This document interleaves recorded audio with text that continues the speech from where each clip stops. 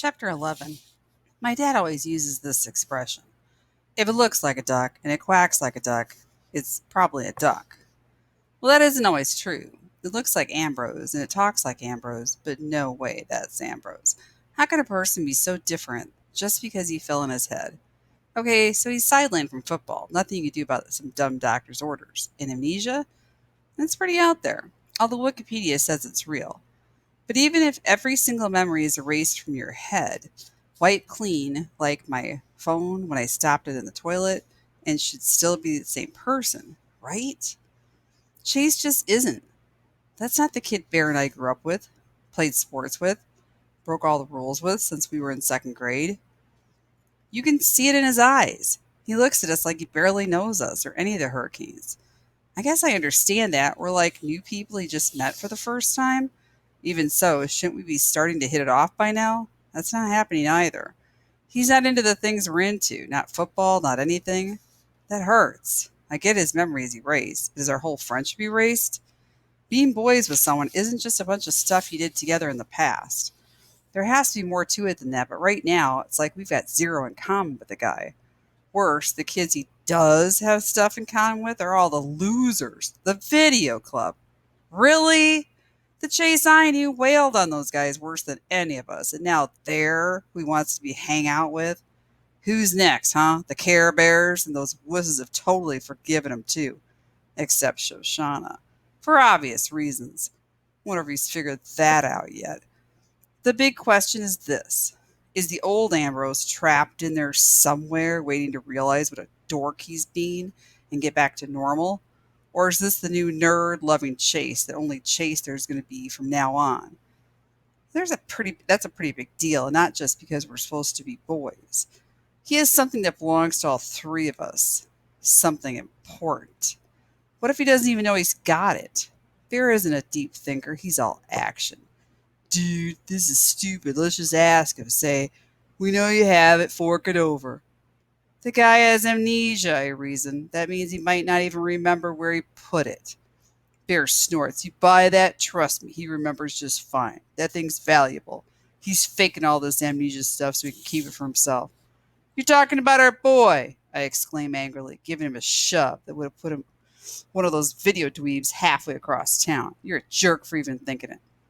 He shoves me back, and you're the jerk because I know you're thinking it too. But I'm not thinking it, honestly. If Chase is just punking us all with this amnesia stuff, that would be better. If tomorrow he says, fooled you, I might be ticked off a day or so. Then I'd shake his hand for putting one over on us. Mostly, I'm just be glad to have the old Chase back. One way or the other, we've got a problem, I tell him. If we face him with it and he honestly doesn't remember, then we just confess to a guy who isn't our friend anymore. Big deal. It is a big deal, I persist, because the new Chase is a goody-goody. He stands up for losers. He does community service when he doesn't have to. If he forgot what we did, I don't want to remind him. A guy like that could turn all three of us in because it's the right thing to do. Unless he's lying, Bear adds grimly. And we'll deal with that too if necessary. We'll just have to wait and see. There's nothing more frustrating than trying to squeeze the truth out of someone when you can't let them know that you're trying to get them to say. I'm a plain guy. I like plain talk, but in this case, it's too dangerous. Our best chance to coax it out of him is at the Graybeard Motel, but it's not so easy there either. Bad enough he does community service when he's off the hook.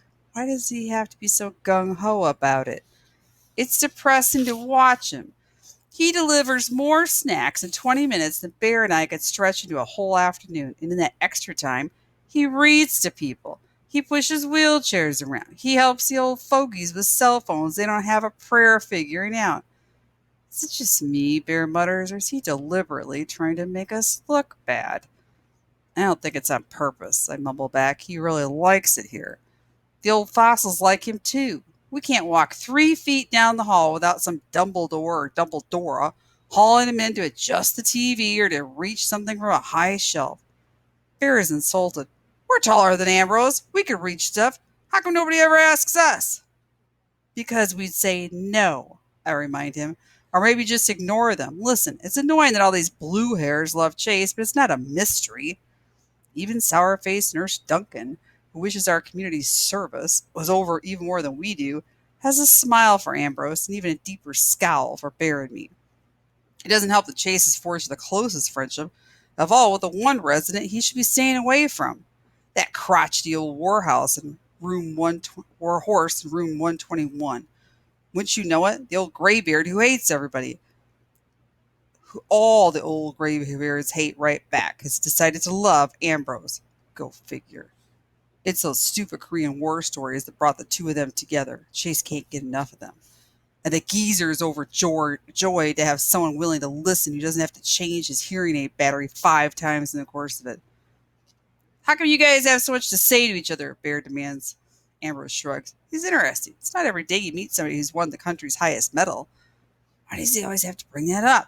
Makes me nervous. Makes Bear practically crazy. Wikipedia says the Korean War only lasted 3 years, I grumble. He's already told you every minute of it. What's more there to say? Ambrose laughs. He's nice. He's not nice. Ask anybody in the building. He calls noise complaints on squeak wheelchairs. He yells out spoilers on movie night. The nurses hate him even worse than we do. If this is a reality show and they got to vote somebody out of the Graybeard Motel, he's on the street. The Chase gets called away to wheel Mrs. Berglund to her weekly canasta game as if one of the orderlies can't do it. Maybe he just likes war stories, I offer to Bear. He isn't buying it. He never liked war stories before. And that's the whole problem. We know the kid, but we don't, which makes it almost impossible to figure out what's going on inside his head or how worried we should be.